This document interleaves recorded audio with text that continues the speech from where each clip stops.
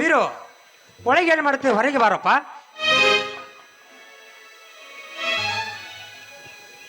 ಯಾಕಣ್ಣ ಹೊಲದಿಂದ ಈಗ ಬಂದ್ಯಾ?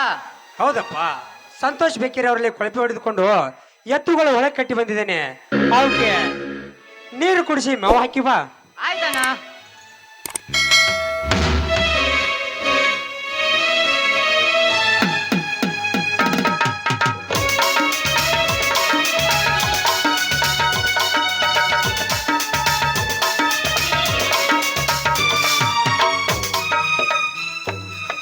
ತಮ್ಮ ವೀರು, ಕಾಲೇಜಿನಿಂದ ತಂಗಿ ಇನ್ನೂ ಬಂದಿಲ್ಲನೋ? ಇಲ್ಲಣ್ಣ, ಸದ್ಯ ಬರ್ಬೋದು. ನೋಡಣ್ಣ, ನನಗೆ ತಿಳಿದ ಪ್ರಕಾರ ಅವಳೀಗ ವಯಸ್ಸಿಗೆ ಬಂದಿದ್ದಾಳೆ. ಅವಳನ್ನು ಕಾಲೇಜ್ ಬಿಡಿಸಿ ಮದುವೆ ಮಾಡಿದರೆ ಹೇಗಣ್ಣ? ತಮ್ಮ, ನೀನು ಹೇಳೋದು ಸತ್ಯವಿದೆ. ಆದರೆ ನಾನು ಶಾಲೆ ಕಲೀಲಿಲ್ಲ, ನೀನು ಕಲಿತು ವೇಸ್ಟ್. ಆ ರಾಯಣ್ಣೊಬ್ಬ ಕಲಿತ ಊರು ಸಾಬರಿ ಮಾಡ್ತಾ ನಡೆದಿದ್ದಾನೆ. ಅವಳು ಇದೊಂದು ವರ್ಷ ಶಾಲೆ ಕಲೀಲಿ. ಹೇಗೋ ಶಿವಣ್ಣ ನಮಗೆ ತುಂಬಾ ಹತ್ತಿರವಾಗಿದ್ದಾನೆ. ಅವನಿಗೆ ಕೊಟ್ಟು ಮದುವೆ ಮಾಡಿದರೆ ಏನಂತೀಯ? ಅಣ್ಣ, ನೀನು ನಿರ್ಧಾರ ಮಾಡಿದರೆ ಅದು ಸರಿಯಾಗಿ ಇರುತ್ತದೆ.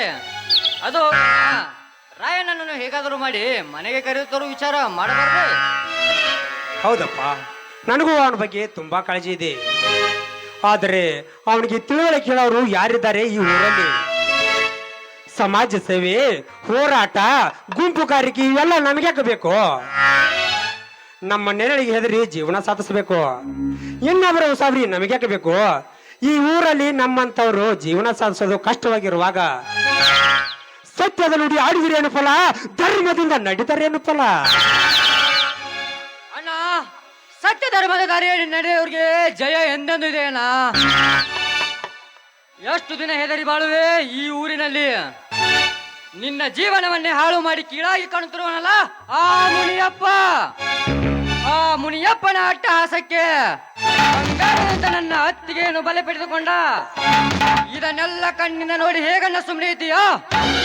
ನಿನ್ನಲ್ಲಿ ರೋಷ ಆವೇಶ ಇಲ್ಲವನ್ನ? ಹೇಳಣ್ಣ, ಹೇಳು. ತಮ್ಮ, ಬಡವನ ಸಿಟ್ಟು ದಾವಡಿಗೆ ಮುಳ್ಳೆಂದು ಹಿರಿಯರು ಹೇಳುತ್ತಾರೆ. ನಾನು ನಿನ್ನ ಕೂಡಿ ಏನು ಮಾಡಲು ಸಾಧ್ಯವಿಲ್ಲ.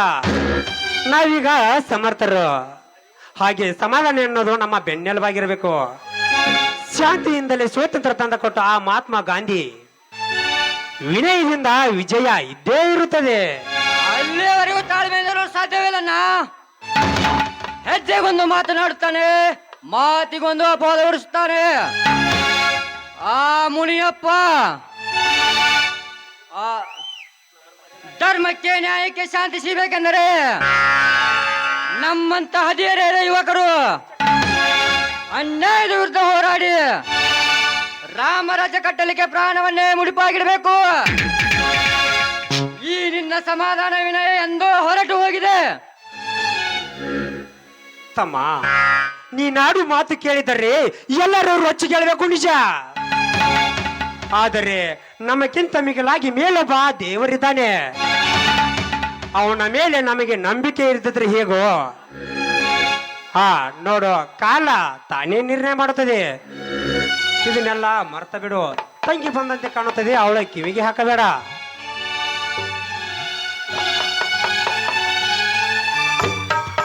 ಅಣ್ಣ, ಅಣ್ಣ. ತಂಗಿ, ಕಾಲೇಜ್ ಮುಗಿಸ್ಕೊಂಡು ಈಗ ಬಂದೇನಮ್ಮ. ತಂಗಿ, ನಿನ್ನನ್ನು ಕರೆಯಲು ಶಿವಾನಂದನ ಕಳಿಸಿದ್ದೀನಲ್ಲ, ನಿನ್ನ ಒಬ್ಬಳೇ ಬಂದಿದ್ರಣ್ಣ? ಅದೇನೋ ಪೇಟೆಯಲ್ಲಿ ತರುದಿದೆ ಅಂತ ನನ್ನನ್ನು ಕಳಿಸಿ ಅವ್ರಿಗೆ ಹೋದ್ರು. ತಂಗಿ, ಇವತ್ತು ರಕ್ಷಾ ಬಂಧನ ಅನ್ನೋದು ಗೊತ್ತಿದ್ರು ಸ್ವಲ್ಪ ಲೇಟ್ ಮಾಡಿ ಬಂದಿಯಲ್ಲ? ಹೌದಣ್ಣ, ರಾಖಿ ತರ್ಬೇಕಲ್ವಾ, ಅದಕ್ಕೆ ಸ್ವಲ್ಪ ತಡವಾಯ್ತು. ವೀರು, ರಾಯಣ್ಗೆ ಫೋನ್ ಹಚ್ಚು, ಅವನದ್ರ ಬರ್ರಿ ರಾಖಿ ಕಟ್ಸ್ಕೊಂಡು ಹೋಗ್ಲಿ. ಮತ್ತು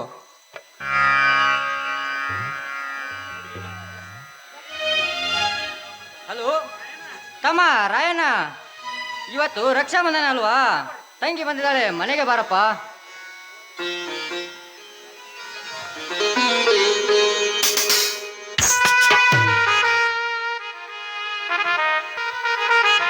ಯಾವ ತಂದೆ ತಾಯಿಗೆ 3 ಮಂದಿ ಗಂಡು ಮಕ್ಕಳು ಇರ್ತಾರೋ ಅವು 3 ಮುತ್ತಿನ ರತ್ನ ಇದ್ದಾಗೆ. ನನ್ನ ಅಣ್ಣಂದ್ರಿಗೆ ನಾನೇ ರಕ್ಕಿ ಕಟ್ತೀನಿ ಅಣ್ಣ. ಬಾರಣ್ಣ.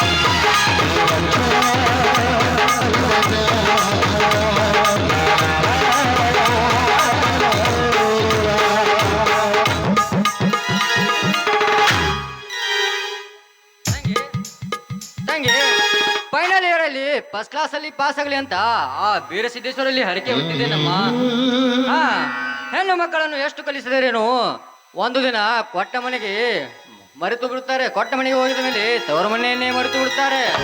ಅಂದ್ರೆ ಏನ ಅಷ್ಟು ಬೇಗ ನಿಮ್ಮ ಎಲ್ಲರಿಗೆ ನಾನು ಭಾರವಾಗಿರ್ವೇನಿ? ಇಲ್ಲಮ್ಮ ತಂಗಿ, ಭಾರವಲ್ಲಮ್ಮ, ಭಾರವಲ್ಲ. ಹೆಣ್ಣು ಹೆತ್ತವ್ರ ಕರ್ತವ್ಯಮ್ಮ, ಹೆಣ್ಣು ಹೆತ್ತವ್ರ ಕರ್ತವ್ಯ. ನೋಡು ತಂಗಿ, ನಮ್ಮ ತಂದೆ ತಾಯಿ ಇದ್ದರೆ ನಮಗೆ ಇಷ್ಟೊಂದು ಜವಾಬ್ದಾರಿ ಬರ್ತಿರ್ಕಿಲ್ಲಮ್ಮ, ಬರ್ತಿರ್ಕಿಲ್ಲ.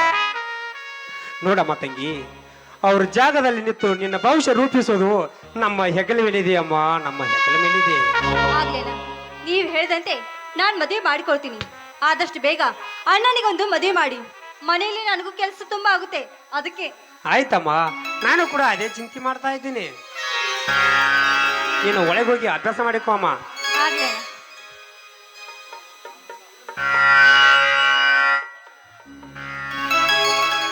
ವೀರು, ನೀನು ಬ್ಯಾಂಕಿಗೆ ಹೋಗಿ ಬಾ ಅಂತ ಹೇಳಿ ಕಳಿಸಿದ್ದೆ. ಹಣವನ್ನು ಡ್ರಾ ಮಾಡಿಕೊಂಡು ಬರ್ಬೇಕಾದ್ರೆ ಸ್ವಲ್ಪ ಲೇಟ್ ಆಯ್ತು. ತೆಗೆದುಕೋ ಈ ಹಣವನ್ನು. ಶಿವಾನಂದ, ಇನ್ನು ಮುಂದೆ ನೀನು ಬೇರೆಲ್ಲೂ ಇರೋದು ಬೇಡ, ನಮ್ಮ ಮನೆಯಲ್ಲೇ ಇದ್ದು ಬಿಡು. ಬಾಡಿಗೆ ಮನೆ ಮಾಡಿಕೊಂಡು ಕೈ ಸುಟ್ಕೊಂಡು ಒಬ್ಬನೇ ಕಷ್ಟ ಪಡೋದು ಬೇಡ. ಬೇಡ ವೀರು, ನನ್ನಿಂದ ನಿಮ್ಗೆ ಏಕೆ ತೊಂದರೆ? ಎಷ್ಟಂತ ನೀವು ನನಗೆ ಸಹಾಯ ಮಾಡುವಿರಿ? ಈಗ ಸದ್ಯ ಫ್ಯಾಕ್ಟ್ರಿಯಲ್ಲಿ ಕೊಡುವ ಸಂಬಳ ಸರಿ ಇದೆ, ಅದರಲ್ಲಿ ಜೀವನ ಮಾಡುವೆ. ಶಿವಾನಂದ, ನಿನ್ನವರನ್ನೋರು ನಿನಗೆ ಯಾರಿದ್ದಾರೆ? ಸುಮ್ಮನೆ ಊಟ ಉಪಚಾರ ಹೊರಗಡೆ ತೊಂದರೆ ಏಕೆ? ನೀನು ಕೂಡ ನಮ್ಮ ಮನೆಯಲ್ಲಿ ಭಾರವಾಗುವುದಿಲ್ಲ ತಮ್ಮ. ಸಾಧ್ಯ ಅದೆಲ್ಲ ಏನು ಬೇಡ, ಮುಂದೆ ನೋಡೋಣ. ನನಗೆ ಕೆಲಸದ ವೇಳೆ ಆಗಿದೆ, ನಾನು ಹೋಗಿ ಬರುತ್ತೇನೆ. ಅಣ್ಣ, ನಾನು ಸದಾಶಿವ ಅಲಕ್ನೂರವರಿಗೆ ಹಣ ಕೊಟ್ಟು ಬರಬೇಕು, ಹೋಗಿ ಬರುತ್ತೇನೆ. ತಮ್ಮ, ರೋಡ್ ದಂಡಿ ಕೆಲಸ ಭಕ್ಷಿ ಇಲ್ಲದೆ ಕೂತಿರ್ತಾರೆ. ಬಾಯಿಗೆ ಬಂದದ್ದು ಮಾತನಾಡಿದ್ರೆ ಅವ್ರ ಕಡೆ ಗಮನ ಕೊಡದೆ ಸರಳವಾಗಿ ಕೊಟ್ಟು ಬೇಗನೆ ಬಾ ತಮ್ಮ. ಅಣ್ಣ, ನಮ್ಮ ಅಣ್ಣ ತಮ್ಮಂದರ ದುಡಿಮೆಯನ್ನು ನೋಡಿ ನಾವು ಮಾಡುತ್ತಿರುವ ಒಳ್ಳೆಯ ಕೆಲಸಗಳಿಗೆ ಯಾರು ಒಪ್ಪಿಗೆಯನ್ನು ನೀಡೋದಿಲ್ಲ ಅಣ್ಣ. ಅವರು ಹೊಟ್ಟೆ ಕಿಚ್ಚು ಪಡುತ್ತಿರ್ತಾರೆ, ಅದನ್ನೆಲ್ಲ ನಾವು ಮನಸ್ಸಿಗೆ ಹಚ್ಕೊಳ್ಳೋದಿಲ್ಲ. ಆಯ್ತು ತಮ್ಮ.